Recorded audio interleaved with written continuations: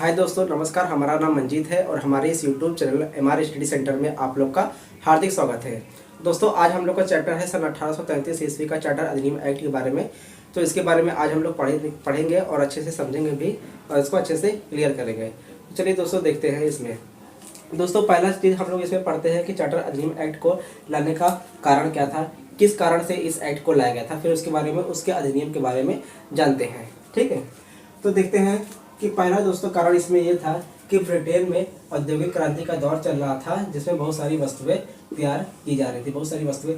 दोस्तों, ये कहने का तात्पर्य यह था कि ब्रिटेन में औद्योगिक क्रांति का दौर चल रहा था। इसमें बहुत सारी वस्तुएं तैयार की जा रही थी, जैसे कच्चा माल, सूती वस्त्र, अन्य बहुत सारी चीज़ें थी जो औद्योगिक क्रांति के दौर में उसमें तैयार की जा रही थी, है ना।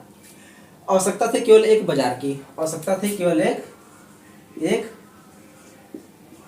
बाजार की। ये बहुत बड़े बाजार की आवश्यकता थी, भारत जैसे देश में बाजार की आवश्यकता थी। ठीक है। दूसरा कारण था कि कंपनी का चार्टर एक्ट जो है समाप्त हो रहा था। दूसरा कारण दोस्तों ये था कि कंपनी का चार्टर एक्ट समाप्त हो रहा था। इससे पहले हम लोग पढ़े थे सन 1813 ईस्वी का चार्टर अधिनियम एक्ट। जब 17 उसमें पढ़ा था कि 20 वर्षों के लिए एक्ट को बढ़ा दिया गया था। 20 वर्षों के बाद जब आप जाएंगे तो पड़ेगा 1833 ईस्वी का चार्टर अधिनियम एक्ट। इसमें इनका एक्ट जो था, अधिनियम था, वो समाप्त हो रहा था। तो उसको रिन्यूअल कराने के लिए उसमें जो है कंपनी के जो कुछ कर्मचारी थे, अधिकारी थे, बढ़ाने के लिए मांग करने लगे, जैसा कि इसमें लिखा भी है। तीसरा एक्ट था कि ईस्ट इंडिया कंपनी ने अपने व्यापारिक अधिकारों को बढ़ाने के लिए ब्रिटिश संसद से मांग की थी कि उनके अधिकार को बढ़ा दिया जाए, जिसके तहत ही सन 1833 ईस्वी का चार्टर अधिनियम एक्ट लाया गया था, है ना। जिसके तहत सन 1833 ईस्वी का चार्टर अधिनियम एक्ट लाया गया था। तो दोस्तों, इसके बारे में इसमें अब देखते हैं अधिनियम के बारे में कि अधिनियम में क्या क्या चीज़ें थी। अधिनियम ये थी दोस्तों, इसमें जो 1813 था, हम लोग पढ़े थे इससे पहले वीडियो में, सन 1813 पढ़े थे। फिर उसके बाद जो है 20-20 साल इसमें एक्ट को बढ़ाया गया था। ठीक है, तो याद करने का बहुत अच्छा तरीका है कि 1813, फिर 1833, फिर 1853। ठीक है, चलिए देखते हैं इसके अधिनियम के बारे में। तो कंपनी के एक अधिकार को फिर से जो है 20 वर्षों के लिए बढ़ा दिया गया था कि चलिए आप 20 वर्षों के लिए फिर से कंपनी पर जाके करिए व्यापारिक। ठीक है। दूसरा ये कारण था कि चीन और चाय का एकाधिकार को समाप्त कर दिया गया था। दोस्तों, ये बहुत महत्वपूर्ण है। ये पूर्णता समाप्त कर दिया गया, मतलब पूर्ण रूप से इसको जो है समाप्त कर दिया गया था। ठीक है, पूर्ण रूप से इसको समाप्त कर दिया गया था, जो सन 1813 ईस्वी में था कि चाय और चीन के साथ एकाधिकार को व्यापार कर सकते हैं, अब उसको भी पूर्ण रूप से समाप्त कर दिया गया था। तीसरा इसमें जो अधिनियम था, सरकारी नौकरी में जाति, धर्म, वर्ग और भेदभाव को समाप्त कर दिया गया था। अब दोस्तों, कहने का तात्पर्य यह है कि जो सरकारी नौकरी में सन 1833 ईस्वी के अधिनियम एक्ट से पहले सरकारी नौकरी में बहुत सारे भेदभाव किए जाते थे, बहुत सारे उनको रंग देख के, उनका जाति धर्म देख के नौकरी दिया जाता था। तो इस एक्ट के आने के बाद इसको समाप्त कर दिया गया है कि आप सबको एक समान देखा जाएगा, कोई भेदभाव नहीं होगा। ठीक है। चौथा जो था अधिनियम कि बंगाल के गवर्नर जनरल को भारत का जनरल गवर्नर कहा जाने लगा। बंगाल के गवर्नर जनरल को भारत का जनरल गवर्नर कहा जाने लगा। कहने का तात्पर्य ये है दोस्तों कि भारत में 3 प्रेसिडेंसी क्षेत्र थे, हम लोग पहले पढ़े थे सन 1773 ईस्वी के रेगुलेटिंग एक्ट में। कौन कौन से थे प्रेसिडेंसी क्षेत्र? बंगाल, मद्रास और मुंबई। तीनों जगह गवर्नर थे। ठीक है, तीनों जगह गवर्नर थे। तो जो बंगाल के फर्स्ट गवर्नर थे उनका नाम था रॉबर्ट क्लाइव। उनका नाम क्या था दोस्तों? कि रॉबर्ट क्लाइव उनका नाम था। ठीक है, रॉबर्ट क्लाइव उनका नाम था। फिर उसके बाद जो है कुछ एक्ट आए, कुछ अधिनियम आए, तो इनको जो है जो बंगाल के गवर्नर थे उनको बना दिया गया बंगाल का जनरल गवर्नर। ठीक है, हम लोग पढ़े हुए थे, इसलिए आपको पिछले वीडियो में उसका लिंक मैं डिस्क्रिप्शन में दे दूंगा, आप लोग देख लीजिएगा।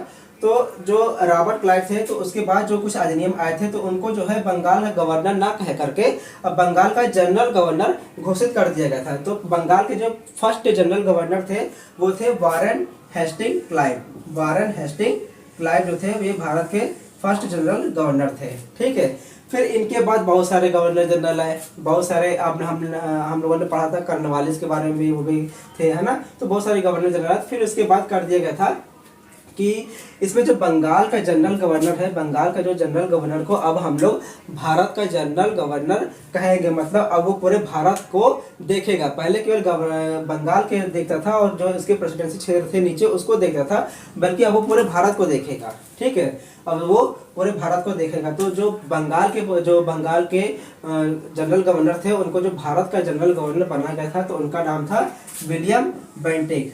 जो भारत के पहले जनरल गवर्नर का नाम तो क्या था? विलियम बेंटिक नाम था। ठीक है दोस्तों, फिर उसके बाद आता है पांचवा, विधि परिषद का गठन किया गया। विधि परिषद का गठन किया गया।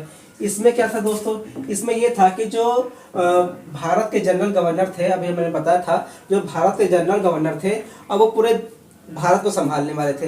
पहले क्या था, केवल बंगाल को ही देखते थे और उसके नीचे जो प्रेसिडेंसी थे मद्रास और मुंबई उसको देखते थे। अब वो पूरे भारत को देखेंगे, तो उसके लिए एक विधि परिषद का गठन किया गया कि चलिए भाई एक विधि परिषद का गठन करेंगे। उसमें जो है 3 सदस्य रखे गए थे, 3 सदस्य, एक जनरल गवर्नर, मतलब 4 लोग इसमें काम करेंगे। 4 लोग काम करेंगे और वो जो है भारत को जनरल गवर्नर को सलाह देंगे, कानूनी सलाह देंगे, कानूनी सहयोग देंगे। वो जनरल गवर्नर ले चाहे ना ले, है ना। उसमें परिषद का गठन किया गया था।